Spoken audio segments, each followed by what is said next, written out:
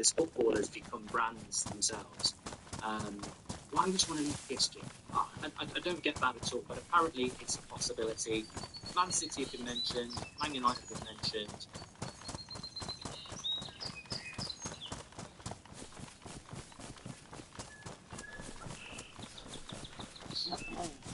Man City have been mentioned, Man United mentioned. Man United have been mentioned. How on earth we get to do a deal for Donnarumma, I do not know, but and I do not believe it, to be honest with you, but just as it's news, we'll throw that in there as well. I did mention before about Calvert-Lewin, just to put some people at ease. Apparently Villa and Newcastle are looking at Calvert-Lewin on a free. Let them look. Don't want him anywhere near Man United, but apparently Villa and Newcastle do. So that's interesting, and that could be positive for us. Obviously, we were a little bit worried about Nicholas Jackson. That doesn't look like it's going to happen as well. Not going to happen as well. But this one caught many of your eye over the weekend, and you were saying, why aren't you talking about it? Why aren't you talking about it? So I will bring it into the So reports over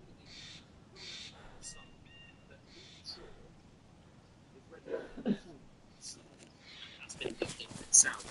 Now, the source is terrible, but it did get me thinking, if you were Luke Shaw, why? Well, look, Luke Shaw's very comfortable to sit on his arse and earn 200 grand a week, isn't he? Because he's been injured for the last 2 years, so he's well used to it. But if you were Luke Shaw and he actually was going to stay fit, which is a big if, he's not actually part of Alan's plans. Like, I was thinking about this. I know he played in the final again. I mean, he's like a bloody magnet when it comes to finals, isn't he? He's a boomerang. He's always there. Always comes back. But I don't think Luke Shaw is part of Alan's plan.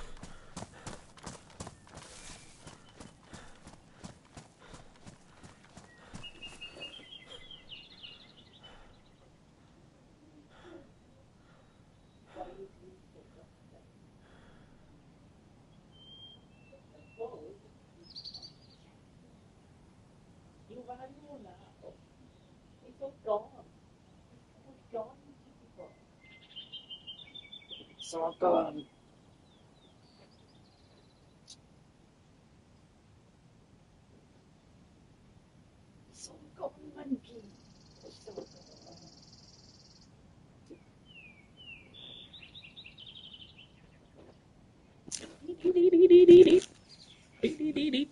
So it's a little bit like Mason Mount, really. Mason Mount, unfortunately for him, he's had a lot of injury problems, and so is Luke Shaw. But even when they're fit, they're not in United's best 11. I don't think anybody's.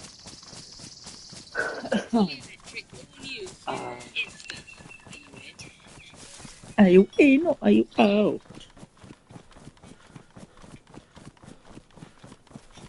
Make sure that he's going to be covered. That's already going to be great because of this run. Remember, we actually play the ball into Kevin De Bruyne because I think it's his camera he's come across. The space is open out here, and what we end up with is this scenario here where actually De Bruyne has got the ball between the lines, plenty of space. Kevin De Bruyne, one of the most creative players in the world. Erling Haaland has managed to go in behind, I think it's Onset here in the back line with the possibility of playing through. You've got your 2 wingers either side of the fullbacks. This is just a really dangerous attacking scenario. And they've created that through the movement of Erling Haaland, pulling those defenders apart, making space in the middle.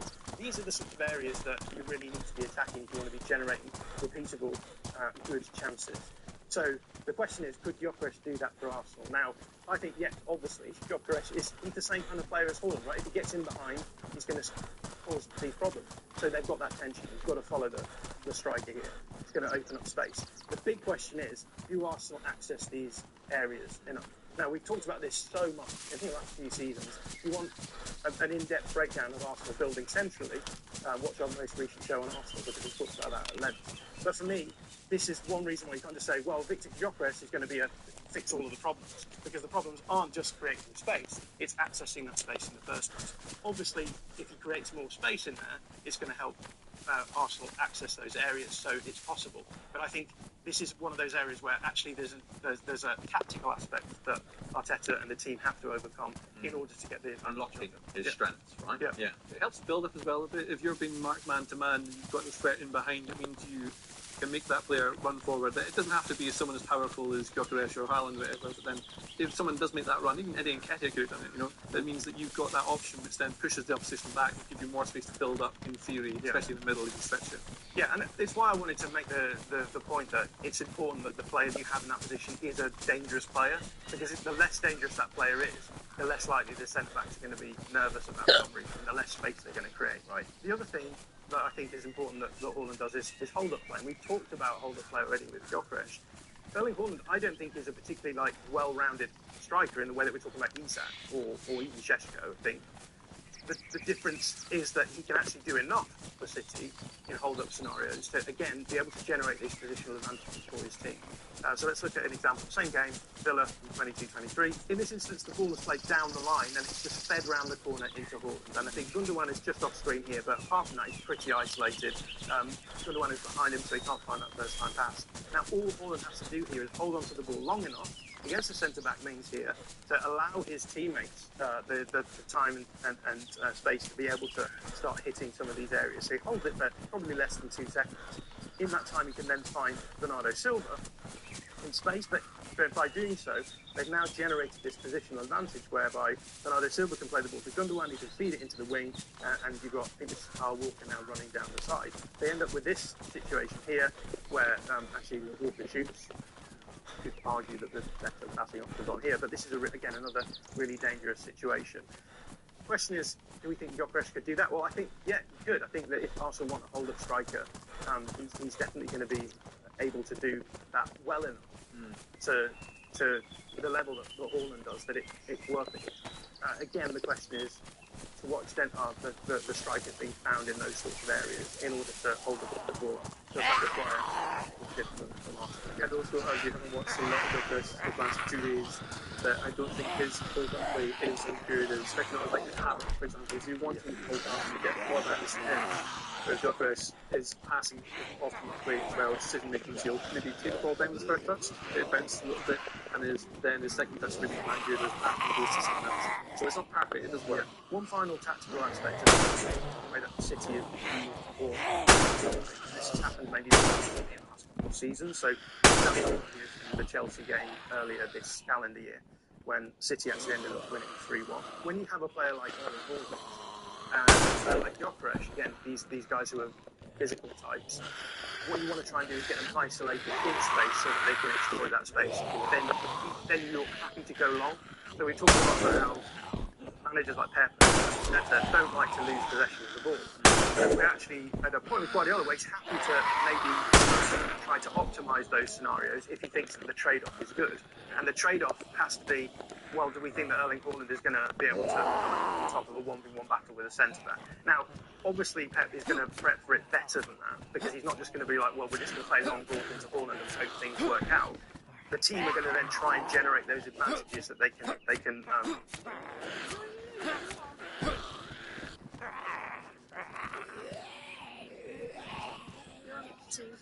advantages that they can mean that the needle swings in their favour in those scenarios. So this is a pretty nice example of a zonal defensive structure, right? It's basically a 4-4-2. The winger here is jumping up onto the ball, it's quite aggressive perhaps, but across the back line you can see that you've got a nice spread of defenders and your midfield covering pretty nicely. That's the way that Chelsea are going to defend in certain scenarios, but when certain triggers are met, they're going to jump into a man-to-man phase to make it harder for City to possess the ball. One of those triggers is going to be a backwards pass.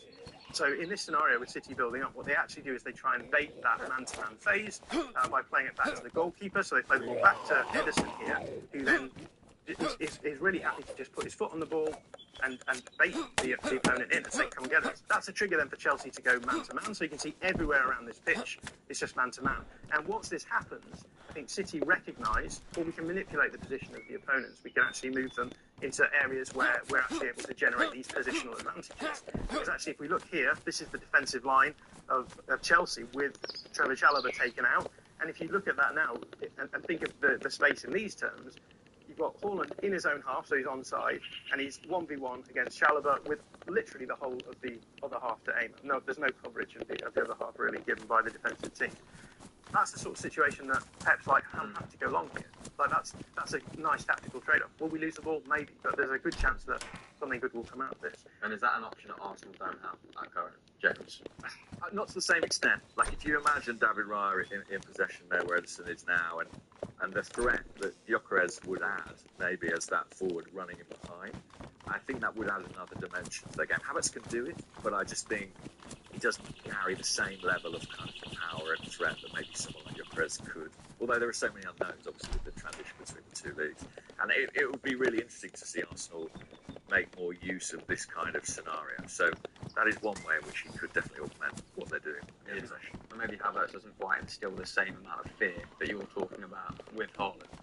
Yeah, perhaps not. But I think it's really interesting that even in this scenario, that Chelsea were happy to allow the 1v1 against the back line, because want to be when we look at the moment where Edison kicks the ball, you can see this is obviously something they've worked on. They've talked about it at half time, and they've been like, they're going man to man. Let's just try and get Haaland into these scenarios where he's isolated, and Haaland can be ready to go. As soon as that ball is played, Haaland's already moving. Chalobah is facing down the field. He's not in a really nice position here to actually match that momentum. And A lot of space on the left when it's through.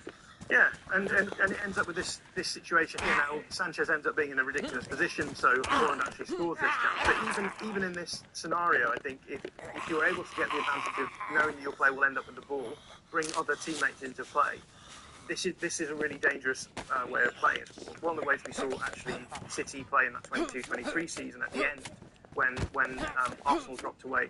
And remember the 4-1 game? I don't want to bring up. Well, they blew Arsenal away that day. But they played really direct. Yeah. Right? The first goal was like Arsenal pressed them super well. Edison plays the ball into John Stones. He's actually mad at Edison when they've scored the goal, because he's like, why are you playing me into this amount of trouble? All he can do is play the ball long. And then it's a Haaland bounce pass into De Bruyne, who runs through and scores. That sort of direct play is great for a team like City, who have players like, at that point, De Bruyne towards buddy. roughly in his palm, and Haaland, because you can attack with 2 or 3 players. Like, look at this instance here. You've got Foden, Gundogan, and Haaland. You're committing very few players forward. Your defensive system structure is really nice, but you're still able to generate goal-scoring situations. So make the most of your elite players in those kind of scenarios. And I think this is one area where Gyökeres, like you say, would add to Arsenal. Yeah, I mean, one thing that occurs to me is you mentioned De Bruyne, and that partnership in that season, De Bruyne and Haaland, was so effective. But do Arsenal have supporting players like a De Bruyne to complement Gyökeres or a Haaland type forward in that way, particularly in central areas? I'm not so sure. Yeah, and that's why I think we can answer that question. Can he offer Arsenal tactical advantages that improve the way they create chances? I think the answer to that has to be yes.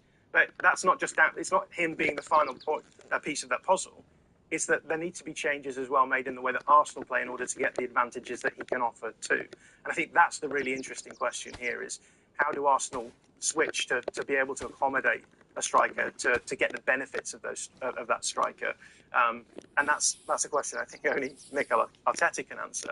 But I think for me, going through this process of thinking about Gyökeres to Arsenal, my sense of it is the same as JJ's, that they should aim for maybe a better rounded player. Like, Isak is the obvious option, right? Because he offers a little bit of all of this, right? He's a great hold-up player.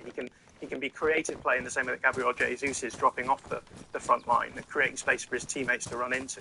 He can head the ball well. He can function as a sort of traditional striker. I remember those biochar notes.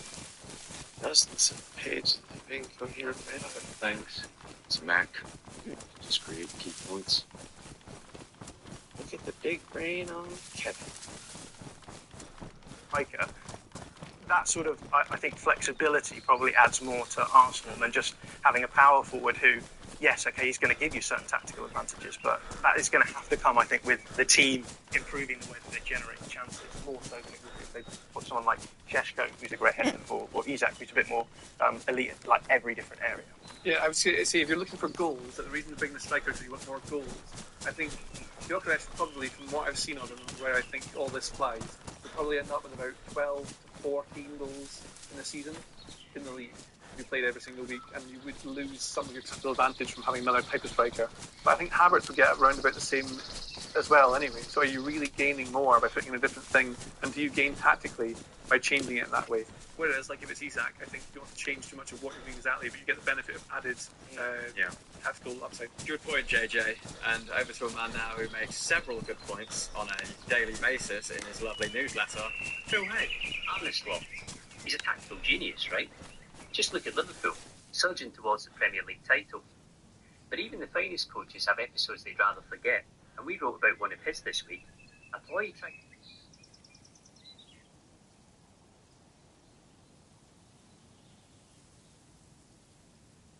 But they've paid for him £5 million release clause, another Chelsea deal. So reported on The Athletic yesterday that Gyökeres to Arsenal isn't done quite yet, but we are nearing a conclusion to the Arsenal striker search. Talk to us. Where are we now with this deal? And is there a fee already in play to sign Gyökeres? potentially, at the time of the recording, it's not there yet, and they've got work to do. But as we and many others reported on Sunday, Arsenal are in advanced talks with Sporting Lisbon to sign Victor Gyökeres.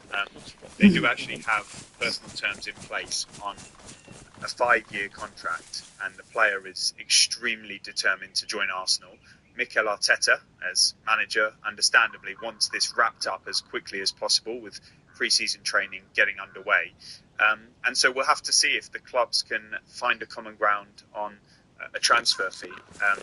Right now, I don't know that to have happened. There are some suggestions on social media that it has, but that's not my information right now. That's not to say it won't change in the next minutes and hours and days, because it's a situation that's being worked upon.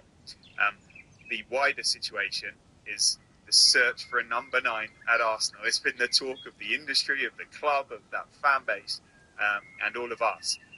And Arsenal have looked at many options over a considerable period of time. We've talked about Benjamin Sesko, and we'll speak about him more. We've talked about Ollie Watkins, we'll speak about him more. We actually broke news in late March on The Athletic that Victor Gyökeres is expected to be high in Arsenal's thinking for this piece of recruitment, for the specific decision. And Andrea Berta, who is then their new sporting director, is a massive fan of his. And that's ultimately the way they've decided to go at the end of a very long, intricate, detailed, nuanced process that took them in different directions and has had many sort of bumps in the road and twists and turns. And it's not finished yet. But right now, this is the direction of travel, and we'll see how it concludes. Yeah, Carl, the numbers speak for themselves, and we'll talk about whether or not his style suits Arsenal a little later on. But look, 97 goals in 102 games for Sporting. You're a fan of big, lanky strikers. Are you a fan of Victor Gyökeres?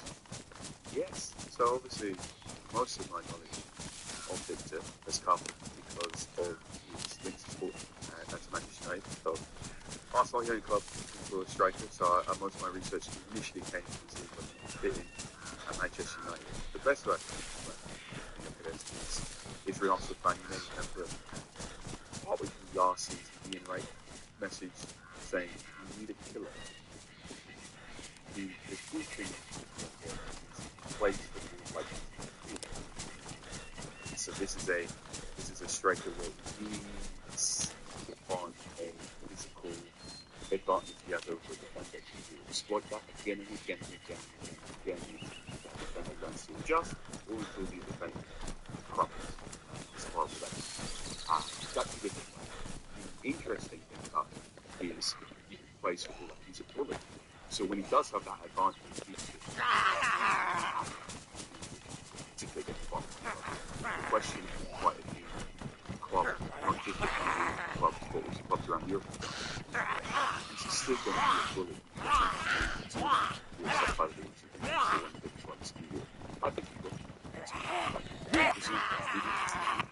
Everything people speak about when it comes to Gyökeres, no one speaks about his headering of the ball. I'm looking at the stats. They're not that high. Arsenal are a team that love set pieces. Should they be worried here?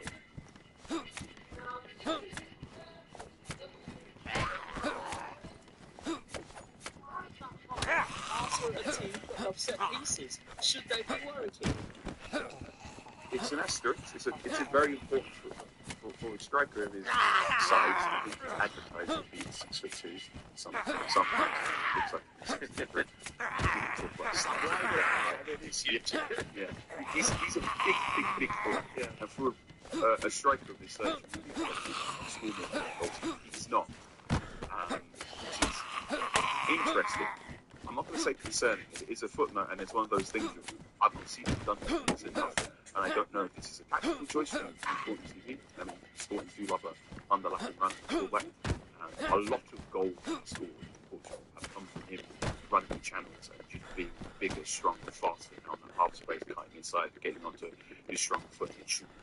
This is a striker whose determination in and around the final third can turn a half chance into a goal because he's just going to brute force his way in there. And that's really good. I mean, but also, why aren't you scoring? Is that a directive? I'd say don't bank on him scoring 5 to 10 headed goals, but also the movement he's going to generate in and around the 6-yard box in particular.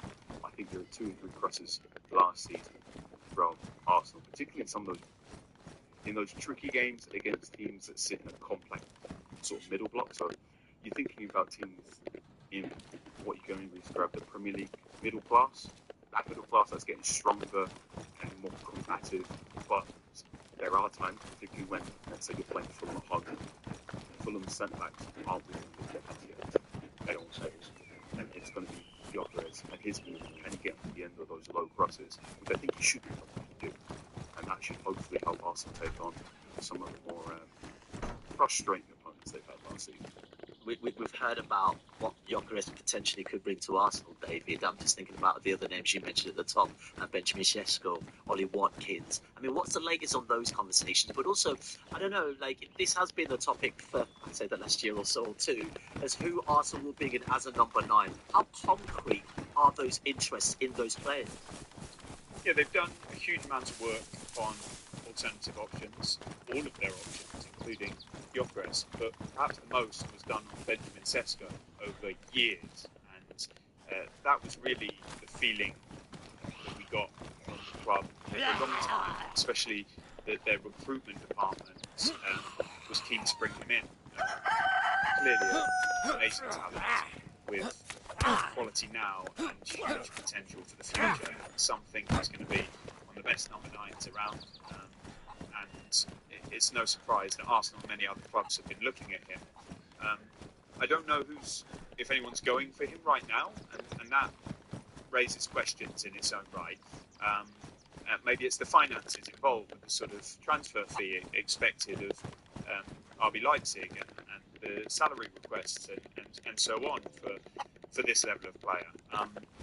But clearly there seems to be some sort of shift around the time Andrea Berta came in. We've mentioned that he is a big fan of Victor Gyökeres, but I don't think he ever left the picture for Arsenal. It was one that they were exploring alongside Gyökeres, and maybe even the likes of Watkins at the same time, and kind of bringing them all up to a certain point and deciding which one makes most financial sense to go for. And let's see if it twists yet again before the end. So right now, we just never know until the ink is dry. But we don't know of anything advancing with Sesko just yet. It's actually on the Athletic. I think we were very responsible in our reporting because although there was a lot of noise about Arsenal advancing Saints Sesko, win. we never had that sort of Fucking zombies, to man. suggest they were. And it was about being patient and seeing what road they decided I to mean, take. they've cut the In the end. meantime, yeah, they went for Ollie Watkins.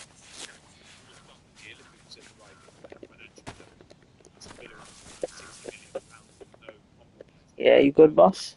Alright.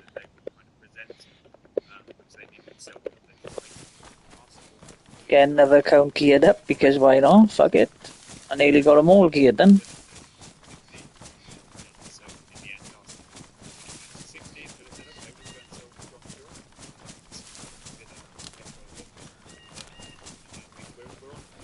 I want to get another suitcase off Sakal. So I'm hoping to get some food, some warm clothes, and I'm going to go and look for the briefcase again. I want to get 2.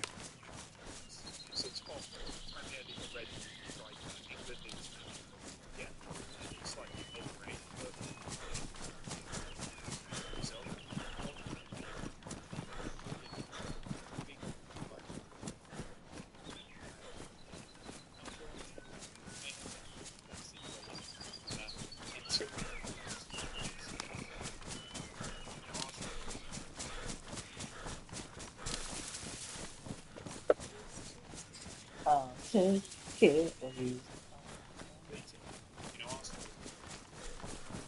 my view, they just needed the finishing touch. And I know that's a really simplistic thing to say, but they had by far and away the highest XG in the Champions League semi-final. It's a semi-final roster that included PSG, Barcelona, and Inter Milan. They should really have won a high France in the second leg against PSG. Chances that they had, they really got on to the final, and they were clear cut, gilt edge chances, many of them.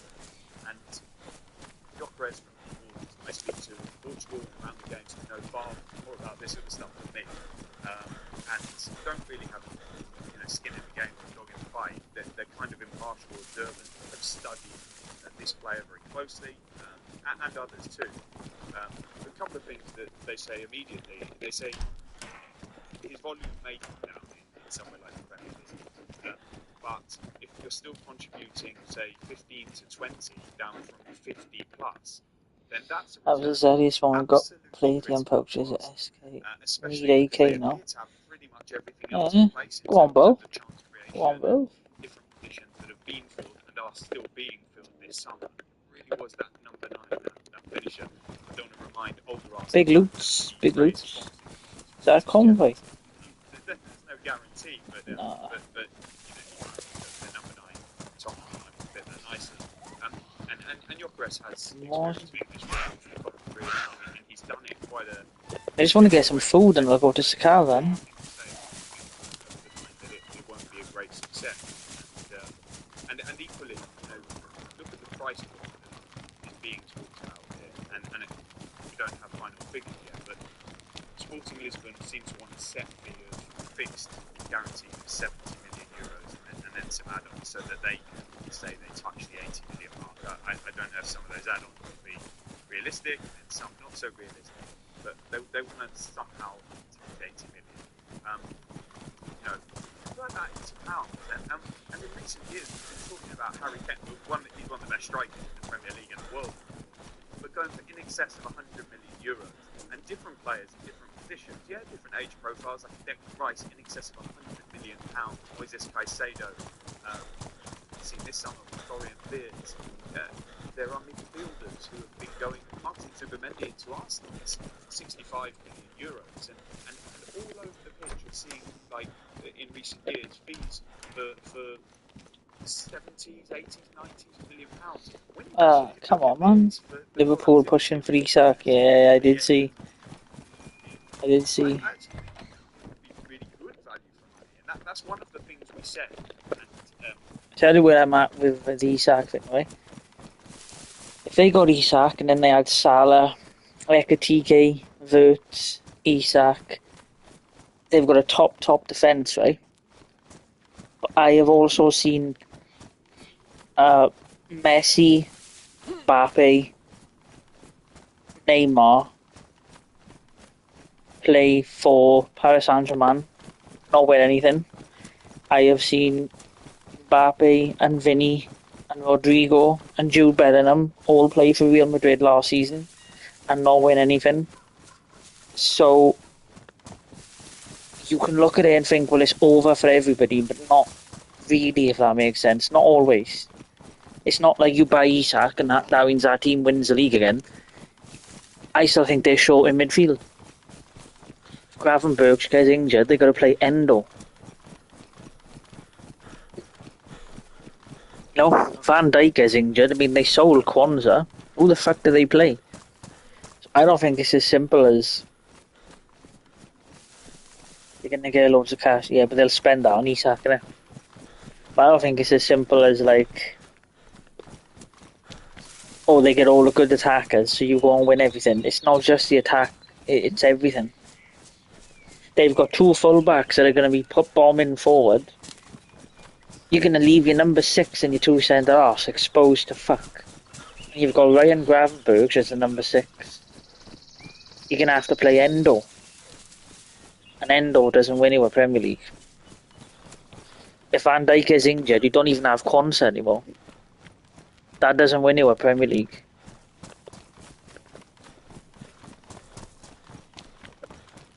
So, for as good as it is for him buying Isak, it's not completely over, like.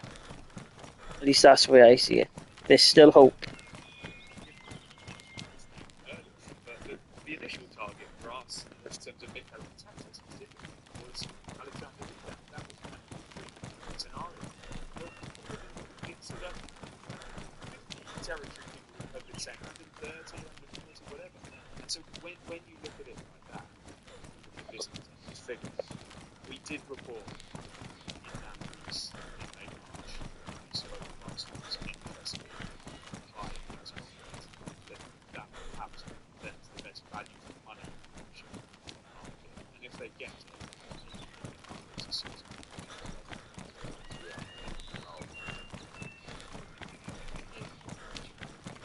Let's actually have a look on Twitter what's going on. Let's have a quick look. See what they're saying.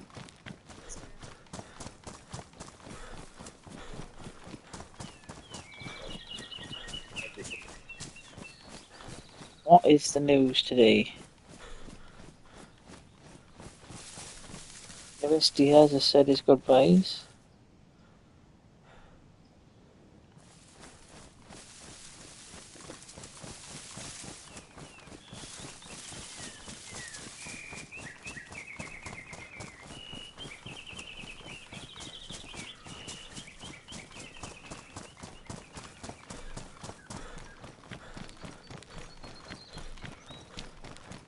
Nothing else really.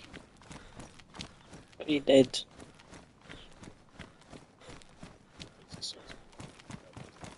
Yeah, I mean, everything's a gamble. Someone might be living somewhere, they might not be somewhere else. But I can't help but think, you know, a player with that output at the age of 27, coming to Arsenal, he's a project striker. This screams a bit of Robin Van Persie coming to Manchester United one season and then winning the Premier League. Is there a possibility here? That's all I'm saying. Wow.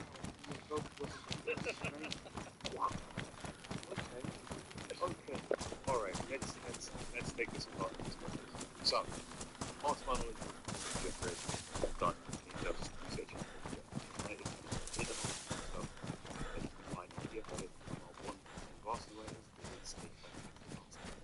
Outside your head, I should also recommend Billy Carpenter, great substance,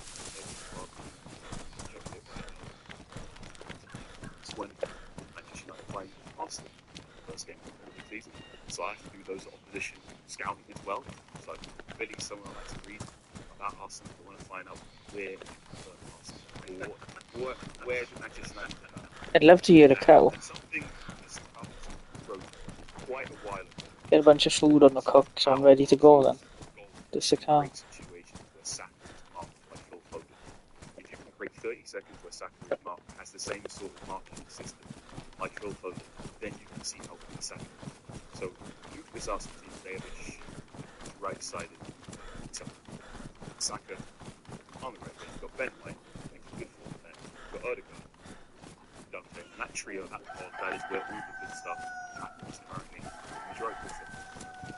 And Saka is, I mean, go on the athletic laugh about how you defend against wingers in the Champions League semi-finals, and the things Philip Lahm is saying about stopping Saka. Right? I have routinely seen Saka play for Arsenal.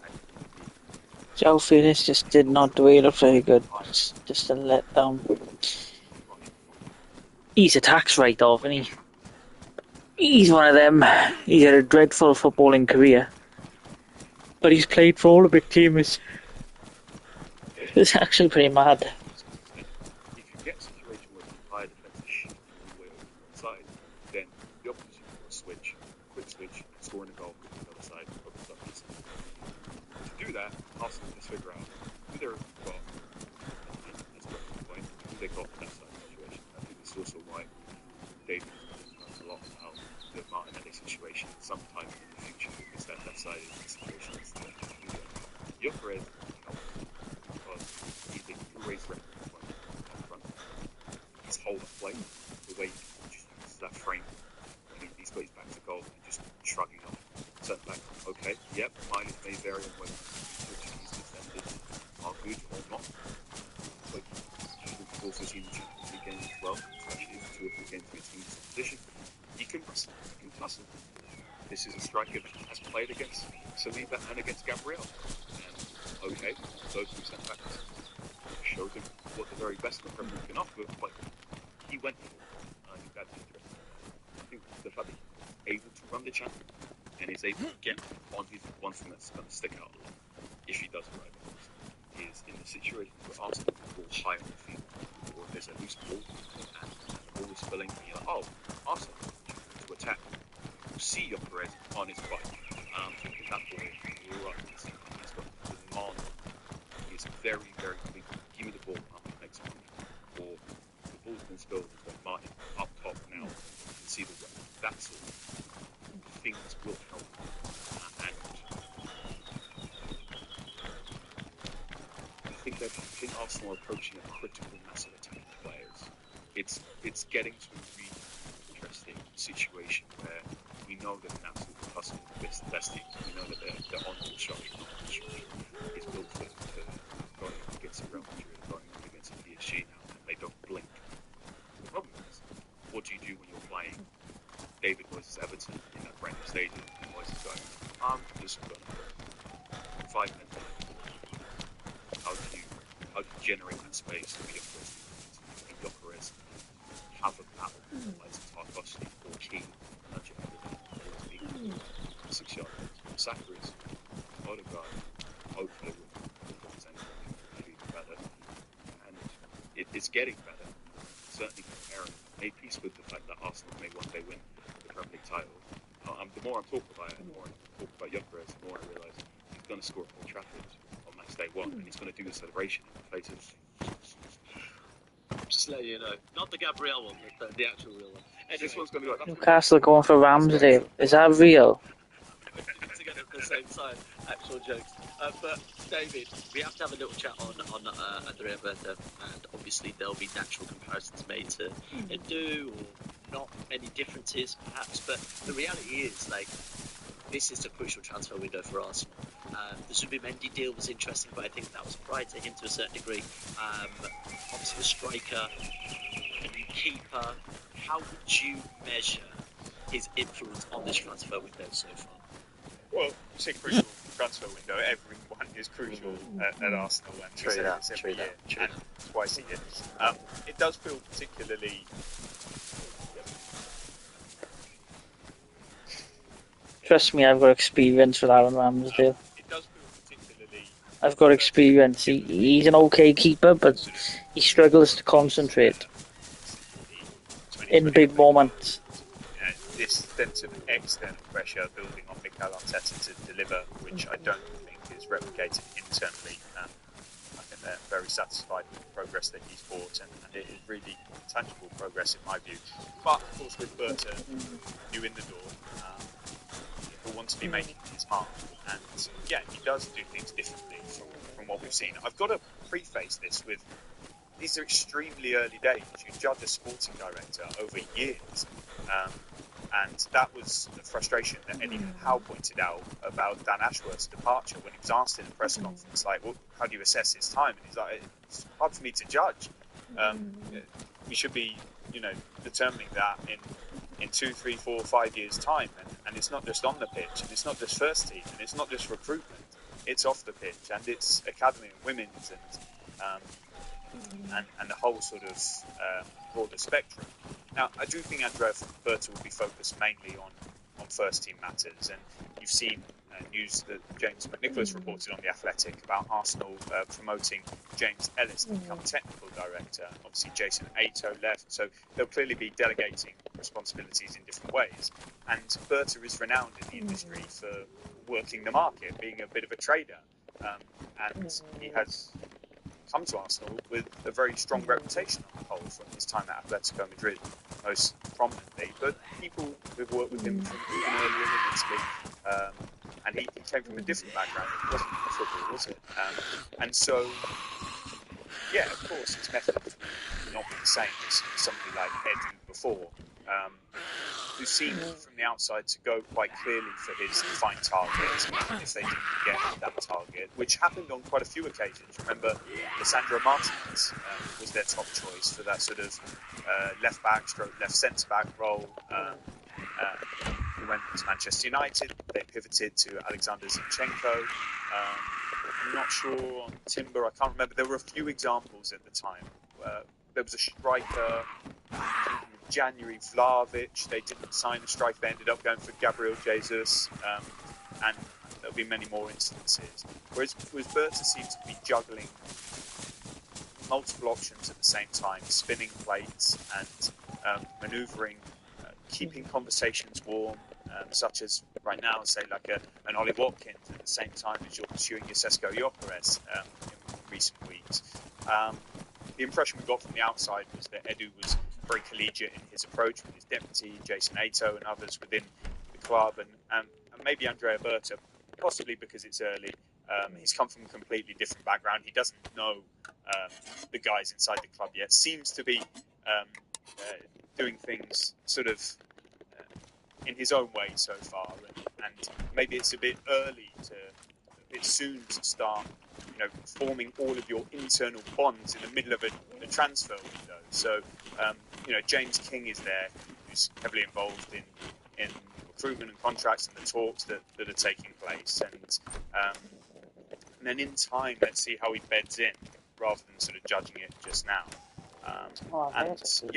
It's different views who you speak to in different parts of the industry. Some speak really highly of Andrea Berta and what he's done and what he's capable of doing, and how he sort of manoeuvres his way through talks, negotiations, that he's very skilled.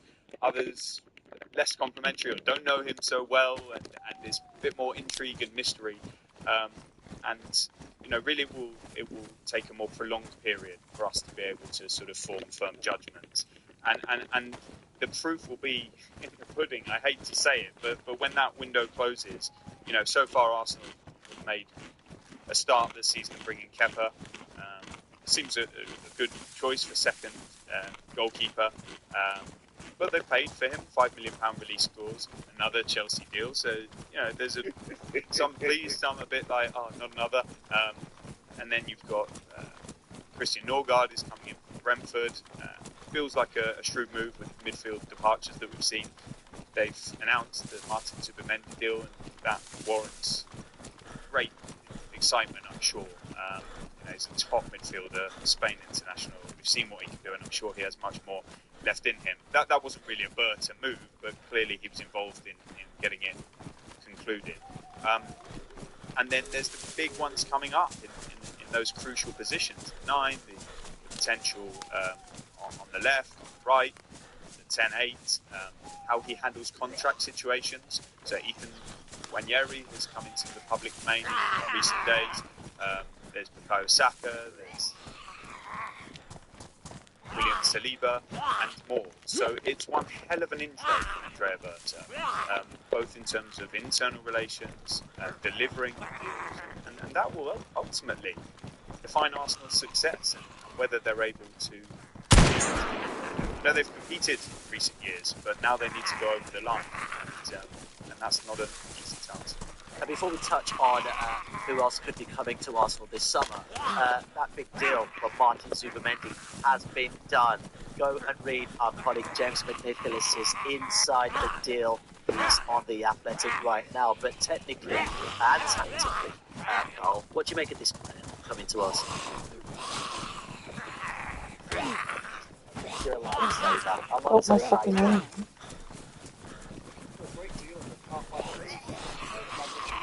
Accurate figures in just a few seconds. What do you make of this player coming to Arsenal?